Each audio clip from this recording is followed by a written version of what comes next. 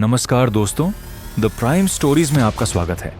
कुरुक्षेत्र का मैदान, जहां धरती कांप रही थी, जहां हर क्षण इतिहास लिखा जा रहा था, और आज आमने सामने खड़े थे दुनिया के दो सबसे महान धनुर्धर, अर्जुन और कर्ण। सूर्य अपनी पूरी तपिश के साथ आकाश में चमक रहा था। धूल का तूफान पूरे युद्ध क्षेत्र में फैल चुका था और दोनों महायोद्धाओं की आंखों में केवल एक लक्ष्य था, विजय।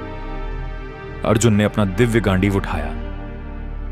उसकी प्रत्यंचा की आवाज से ही पूरा आकाश गूंज उठा और बिना देर किए अर्जुन ने एक भयंकर दिव्य बाण छोड़ा। वह बाण बिजली की गति से कर्ण के रथ से टकराया। टक्कर इतनी शक्तिशाली थी कि कर्ण का विशाल रथ कई कोस दूर पीछे चला गया। धरती हिल उठी, धूल का बादल आकाश में छा गया। पूरा युद्ध क्षेत्र स्तब्ध रह गया। सभी की नजरें अब कर्ण पर थीं, लेकिन कर्ण शांत था। न उसके चेहरे पर भय था, न क्रोध, सिर्फ आत्मविश्वास। उसने धीरे से अपना धनुष उठाया और पूरी एकाग्रता के साथ एक दिव्य बाण छोड़ा। वह बाण वज्र की तरह अर्जुन के रथ से टकराया। ध्वनि इतनी भयंकर थी कि पूरा कुरुक्षेत्र गूंज उठा, लेकिन अर्जुन का रथ सिर्फ 2 कदम पीछे गया, न उससे अधिक न उससे कम। और तभी श्री कृष्ण बोले, वाह कर्ण वाह। यह देखकर अर्जुन क्रोधित हो गया।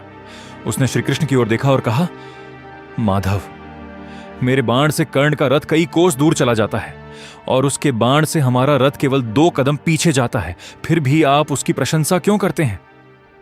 तब श्री कृष्ण मुस्कुराए। उनकी मुस्कान में दिव्यता थी और उनकी आंखों में संपूर्ण ब्रह्मांड का ज्ञान। उन्होंने गंभीर स्वर में कहा, अर्जुन, तुम्हारे रथ पर स्वयं मैं त्रिलोक का नाथ बैठा हूं और तुम्हारी ध्वजा पर स्वयं महाबली हनुमान विराजमान है। जिस रथ की रक्षा स्वयं भगवान और महाबली कर रहे हो, उसे कर्ण का बाण 2 कदम भी पीछे ले जाए तो यह उसकी कमजोरी नहीं, बल्कि कर्ण की अपार शक्ति का प्रमाण है। सोचो अर्जुन, यदि इस रथ पर मैं और हनुमान न होते तो तुम्हारा रथ भी कई कोस दूर चला जाता। यह सुनते ही अर्जुन स्तब्ध रह गया। उसका अहंकार उसी क्षण टूट गया।